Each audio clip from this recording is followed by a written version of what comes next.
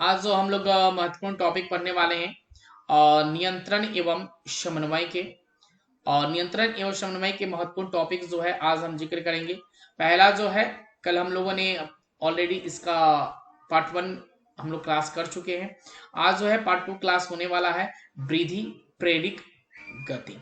और दूसरा जो है आज का टॉपिक, पौधों में रासायनिक समन्वय, यानी कि वृद्धि कैसे होती है इसके बारे में जिक्र करना है। और उसके साथ पौधों में रासायनिक समन्वय जो है कैसे स्थापित होता है, इसके बारे में जो है हम लोग आज जानेंगे।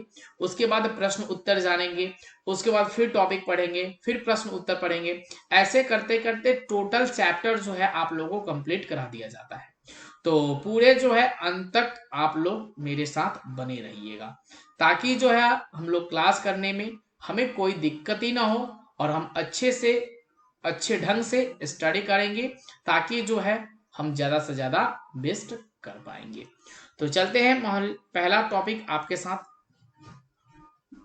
आज नहीं नेक्स्ट डे जो है क्वेश्चन आंसर कराए जाएंगे, आज तो नहीं। चलिए यहां देखेंगे, सबसे पहले फर्स्ट ऑफ ऑल हम लोग जानेंगे यहाँ पे कि वृद्धि, आखिर वृद्धि होती क्या है, वृद्धि क्यों जरूरी है। वृद्धि या प्रेरिक गति, वृद्धि का अर्थ होता है क्या, प्रेरिक गति। वृद्धि, किसी भी चीज में वृद्धि होना आवश्यक है। एक छोटा बच्चा अगर बेबी है, छोटा बच्चा बेबी है एकदम मानते हैं, उसमें भी वृद्धि होती है और वह एक दिन हमारे आपके जैसे जो है यह बच्चा तैयार हो जाता है। फिर अगर एक छोटा सा बीज देखते हैं, बीज एक छोटा सा लेते हैं, वह अंकुरित होता है और धीरे धीरे एक पौधा का रूप जो है धारण करता है। तो इसमें भी ऑलरेडी क्या हो रही है, वृद्धि हो रही है। वृद्धि हर चीज में होना आवश्यक है। हम बहुत छोटे होते हैं, हमारी हर बात हम अच्छे ढंग से समझ नहीं पाते हैं, लेकिन जैसे जैसे हमारी वृद्धि होती है वैसे वैसे हर बातों को हम आसानी से जो है समझ पाते हैं, आसानी से कोई कार्य कर पाते हैं। बचपन में किसी चीज को अगर मना किया जाए, वह आप कंटिन्यू करते रहिएगा, नहीं नहीं नहीं मना कर रहे मैं करूंगा।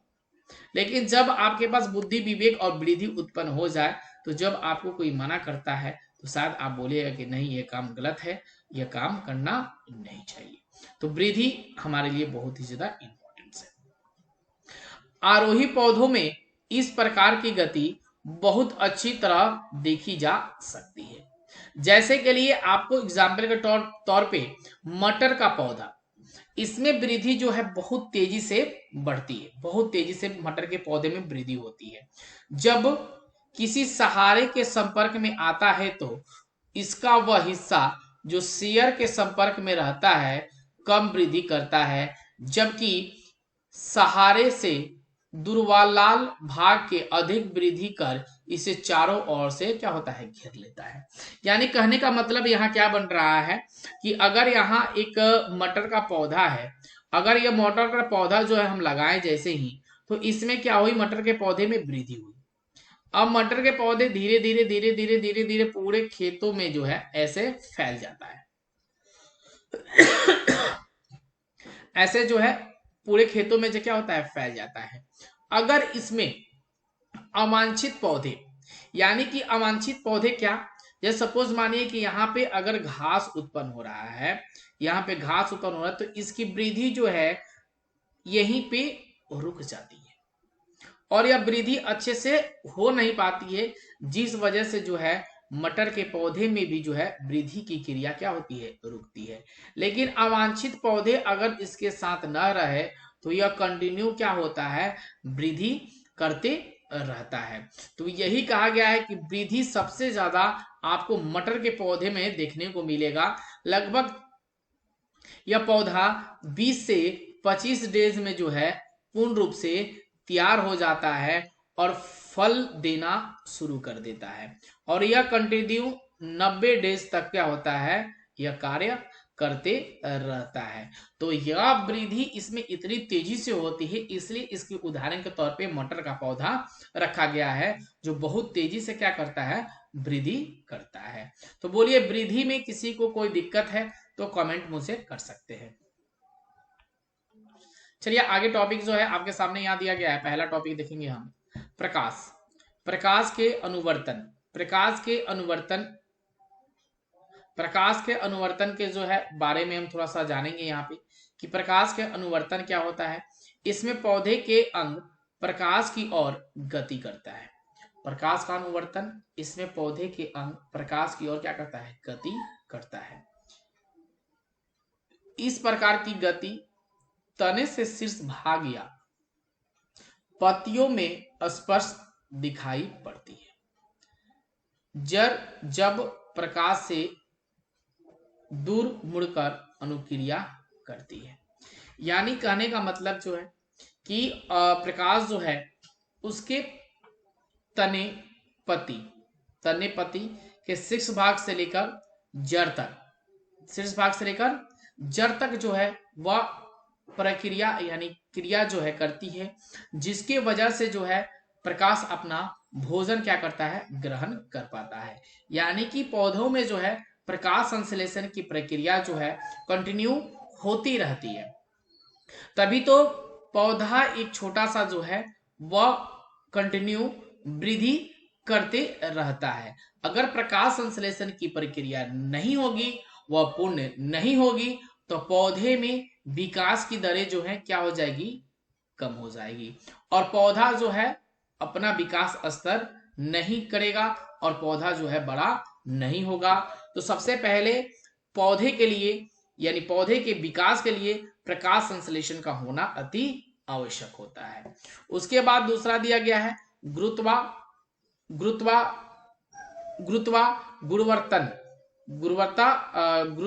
गुरुवर्तन क्या होता है, इसके बारे में देखेंगे कि इसमें पौधे के अंग गुरुवर्तन की दिशा में गति करते हैं। यह पौधे के जड़ों में दिखता है। पौधों के तने गुरुत्वावर्तन के विपरीत वृद्धि करते रहते हैं। यानी गुरुत्वाकर्षण बल हम जानते हैं, लेकिन यहां बोला गया है कि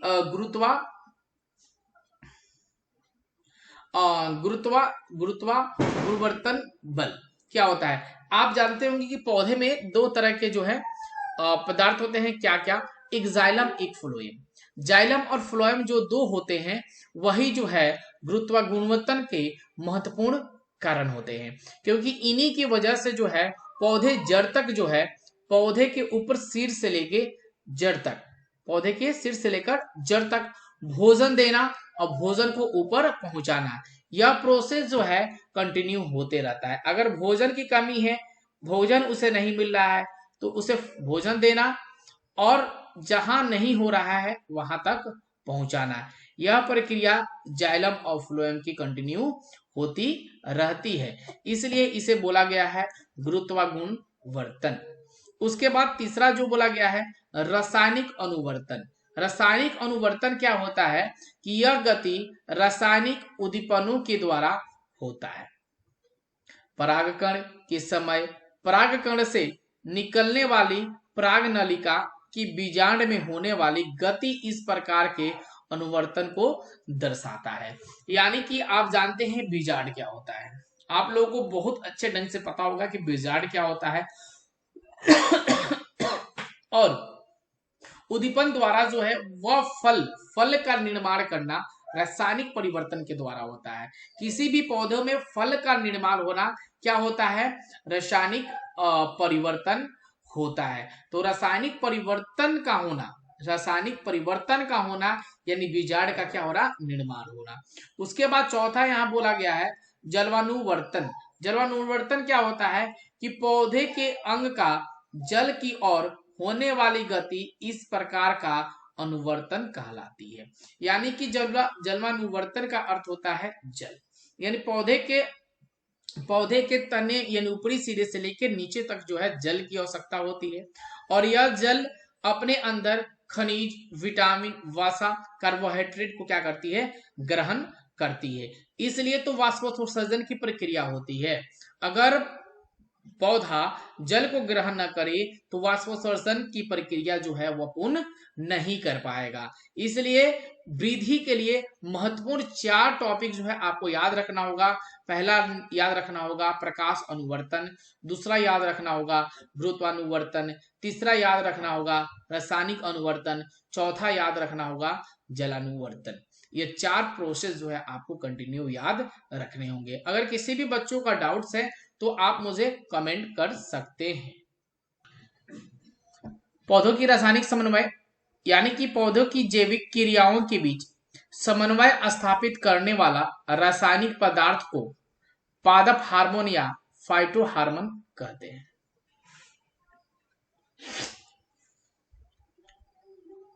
चलिए यहां देखेंगे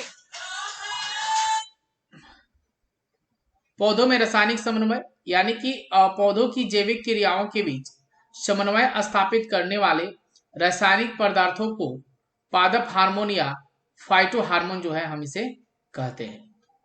यह जो है बहुत से कार्बनिक यौगिक जो पौधे से उत्पन्न नहीं होते परंतु पादप हार्मोन की तरह कार्य करते हैं, उन्हें भी वृद्धि नियंत्रण पदार्थ भी कहा जाता है। हार्मोन को इस प्रकार 5 प्रमुख वर्गों में जो है विभाजित किया गया है। अब पौधों में जो हार्मोन पाए जाते हैं उसको 5 वर्गों में जो है इसे विभाजित किया गया है। तब इसके 5 वर्ग जो है आपको मैं बताऊंगा कि पौधों में रासायनिक समन्वय जो होता है उसके 5 भागों में उसे क्या किया गया है, विभाजित किया गया है। अब इसके 5 हार्मोन कौन कौन से होंगे? तो पहला है ऑक्सीजन। ऑक्सीजन जो है वो पौधों का हार्मोन है। ऑक्सीजन यानी कि पौधे के स्तंभ शीर्ष के मुख्यतः संश्लेषित होने वाले एक कार्बन यौगिक कोशिका विभाजन एवं कोशिका दीर्घ में सहायता करता है। वॉइस में प्रॉब्लम आ रही है? वॉइस क्लियर नहीं आ रही क्या? अब आ रही है मेरी वॉइस? यहां ध्यान देंगे हम कि पौधे के समन्वय में रासायनिक समन्वय जो है 5 इसके हार्मोन होते हैं। और 5 हार्मोन कौन कौन से होते हैं? तो पहला जो नाम रखा गया है आपका ऑक्सीजन। यह पौधे के स्तंभ से लेकर यानी कि जड़े से लेकर ताने तक यानी कि ऊपरी शिखर तक, पौधे के इस ऊपरी शिखर तक यह कार्य करता है किसका? संश्लेषण का।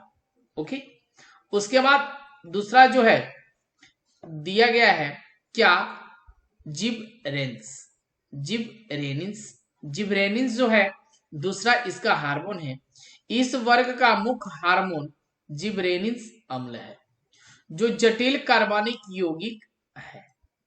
इसके अंतर्गत कोशिका विभाजन एवं कोशिका दीर्घ द्वारा ये पौधे के स्तंभ की लंबाई में वृद्धि करते हैं, जिनके उपयोग से बृहत आकार के फलों एवं फूलों का उत्पादन किया जाता है।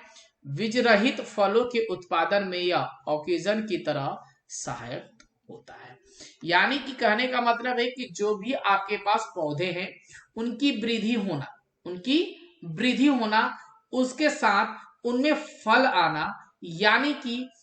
आना यानी पुष्प का निर्माण होना, आम का पेड़ में फल का निर्माण होना, आम मिलना, नींबू के पेड़ में नींबू का निर्माण होना, यह सभी क्रियाएं जिबरेनिन्स के द्वारा होता है, जिसमें जो है कंटिन्यू जो है वृद्धि होती रहती है। उसके बाद यहां तीसरा बोला गया है साइटोकाइनिन। साइटोकाइनिन क्या है कि ये ऐसे रासायनिक कार्बनिक पदार्थ हैं जो बीजों के भ्रूण कोश एवं पौधों के जड़ों से संश्लेषित होते रहते हैं। ये कोशिका द्रव्य के विभाजन में मुख्य भूमिका अदा करते हैं, जीर्णता को रोकते हैं एवं पर्णहरित को काफी समय तक नष्ट होने नहीं देते हैं। यानी यह अपनी क्षमताओं को क्या करता है? काबू में करके रखता है। यानी कि हमारी क्षमताएं बहुत है, अगर हम अपनी क्षमताएं जो है सबके सामने प्रदर्शित कर दे तो सामने वाला डर जाएगा। लेकिन हमारी क्षमताएं को क्या करते हैं, हम अपने अंदर काबू करके रखते हैं, हम अपनी क्षमताओं को विकसित नहीं करते हैं। उसी प्रकार पेड़ भी अपनी क्षमताओं को पूर्ण रूप से क्या करता है, विकसित नहीं करता है, वह अपनी क्षमताओं को संभाल के रखता है। जो प्रोसेस आपके पेड़ पौधे में होती है वही प्रोसेस हमारे अंदर भी होती है। यह प्रक्रिया जो है कंटिन्यू क्या होती है, चलती ही रहती है। यह प्रक्रिया क्या होती है, कंटिन्यू चलती ही रहती है। उसके बाद कंटिन्यू जो है यह प्रक्रिया चलती ही रहती है, तो इसकी क्षमताएं जो है अपने अंदर आकर्षित ये करके रखता है। अगर कोई व्यक्ति अगर शांत है, अगर कोई व्यक्ति शांत है तो उसकी शांति पर न जाए, वह कुछ ना कुछ का निर्माण कर रहा है। शांति से किसी भी चीज का क्या होता है, निर्माण होता है। वह निर्माण ऐसा हो जाता है कि वह तबाही मचा सकता है। तो शांति में क्या है, निर्माण की शक्ति है। तो शांति धैर्य अगर आपके अंदर है तो समझिए आप निर्माण योग्य है, आप निर्माण किसी भी चीज का कर सकते हैं। उसी प्रकार पेड़ भी जो है बिल्कुल शांति से रहता है, और शांति का प्रतीक है निर्माण होना। तो यह निर्माण साइटोकाइनिन की तरह निर्माण यह करते रहता है। उसके बाद नेक्स्ट टॉपिक जो है आपके सामने, इसके नेक्स्ट टॉपिक है कि इसमें पत्तियां अधिक समय तक हरी और ताजी बनी रहती है। फलों और बीजों में इसकी सुंदरता अधिक रहती है। जब तक इसका समय नहीं हो पाता तब तक यह पेड़ से फल एवं बीज नीचे की ओर नहीं गिरते। यही है कि शांति में निर्माण का साधन है। उसके बाद चौथा जो है hormone ABC6 acid. ABC6 acid क्या है कि यह एक वृद्धि रोधक कार्बनिक यौगिक है जो ऑक्सीजन एवं जिबरेनिन्स के प्रभाव से उलट देता है। यह ऐसा रासायनिक यौगिक है जिसे किसी भी पौधे पर छिड़कने पर शीघ्र ही पत्तियों को विलग्न हो जाता है। विलग्न का अर्थ होता है पत्ती झड़ जाना, यानी कि गिर जाना, यानी कि लुप्त हो जाना। उसके बाद एथिलीन क्या होता है, यह गैस के रूप में पाए जाने वाला हार्मोन है। यह खासकर वैसे उच्च वर्ग के पौधों में पाया जाता है जो प्रतिकूल परिस्थितियों में रहते हैं। यह फल, फूल, बीजों, पत्तियों एवं जड़ों में उत्पादित होता है। यह पौधे के तने में अग्रभाग में बनता है और विस्तृत होकर फलों को पकाने में सहायता करता है, अतः इसे फल पकाने वाला हार्मोन भी कहते हैं। आपने देखा भी होगा कि केला का घवद देखा होगा आपने। केला का घवद जो है कच्चा हम काट के लाते हैं और मार्केट में 2 दिन के अंदर पका हुआ केला हमें उपलब्ध हो जाता है। किसके कारण, एथिलीन रसायन के कारण। एथिलीन का घोल कर देते हैं और उसमें केला को डुबा देते हैं, फिर केला को निकाल लेते हैं और स्टोर रूम में रख देते हैं। 2 दिन बाद केला पक जाता है और मार्केट में बिकना शुरू हो जाता है। तो यही प्रोसेस जो है पेड़ पौधे में पाया जाता है। इसके महत्वपूर्ण हार्मोन को जो है आपको याद रखने होंगे। कोई भी बच्चों को अगर डाउट्स है तो आप कमेंट कर सकते हैं।